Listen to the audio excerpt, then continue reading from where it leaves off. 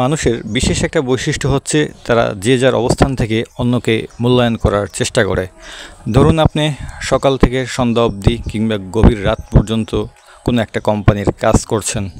আপনি ওই দিন কিংবা ওই সপ্তাহে ওই মাসে সূর্য কী জিনিস সেটা আপনি দেখেন নাই চোখে, এবং সূর্যের তাপ আপনার গায়ে আসে নাই। ফলে আপনার ভিতরে এমন একটা চিন্তা চেতনা সৃষ্টি হবে যেন আমার মতো বোধহয় সবাই। আসলে এটা না, এটা আমরা চিন্তা করে থাকি যে যার অবস্থান থেকে।